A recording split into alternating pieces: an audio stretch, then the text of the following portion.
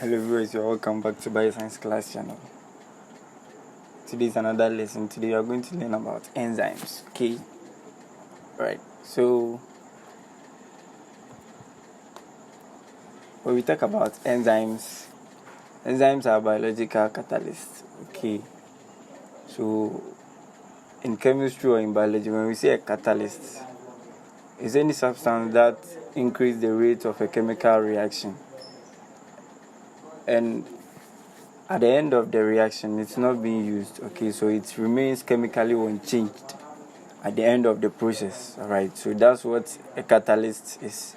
And enzymes, they are biological catalysts. Okay, so defining enzyme as biological catalyst, they are proteins that increase the rate of reaction. And how they increase the rate of reaction is by lowering the activation energy.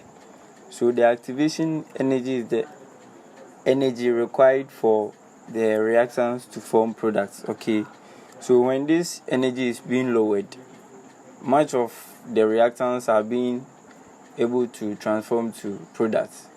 Alright, so that's what chemically or biologically enzymes do.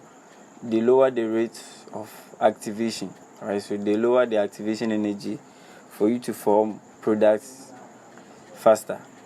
They also catalyze all chemical reaction taking place in the body. Okay, so when we go to metabolism, all those reactions that are going inside the body are being catalyzed by enzymes. So we have glycolysis, we have Krebs cycle. All those metabolical processes are involved in enzymes. Okay, so enzymes are involved in those processes. They also have unique three-dimensional shapes that fix reactants in shapes. So this structure of enzymes helps it to process as a biological catalyst. Okay.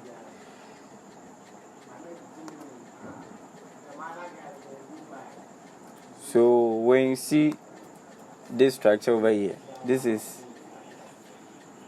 a diagram or is a graph showing the activities of enzyme. So this is the uncatalyzed pathway. So this is the normal reaction that is supposed to take place. As you can see with the pink line, that is the uncatalyzed pathway. So when the enzyme is being added, the activation energy is being lowered. So the amount of products that are being transformed is being processed faster than the uncatalyzed one. So as you can see the pathway over here, this is very shorter than the uncatalyzed one. And the activation energy for the uncatalyzed pathway is higher than that of the catalyzed one. So that's basically what enzymes do. Okay.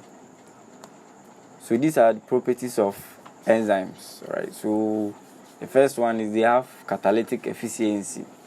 So they are very efficient and they are faster than corresponding uncatalyzed reaction, as you saw in the diagram. So they are very efficient. So just small amount of an enzyme can make changes in the reaction. Okay, so they are needed in small amounts. So they are very efficient.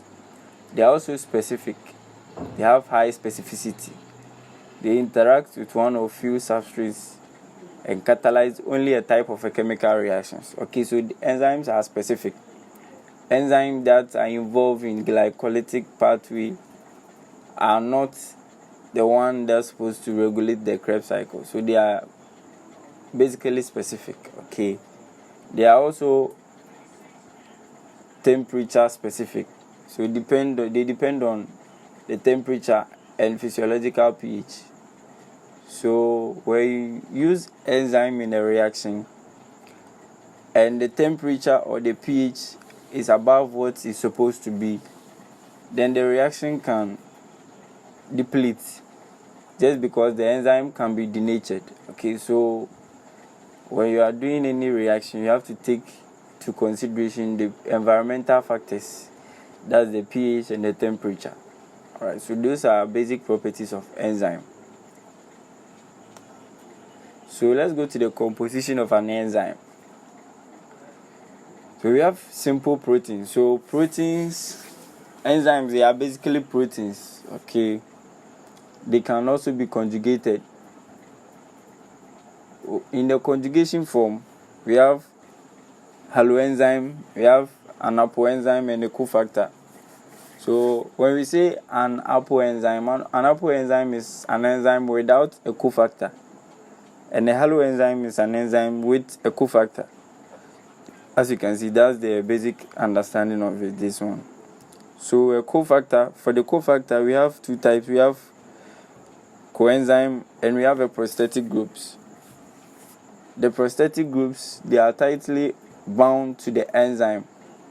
So they are covalently bound.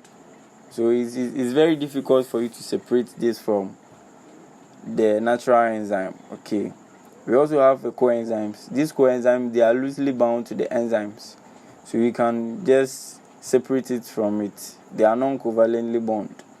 So you can separate it from the enzyme without denaturing the enzymes. So basically, this is the introduction of enzyme.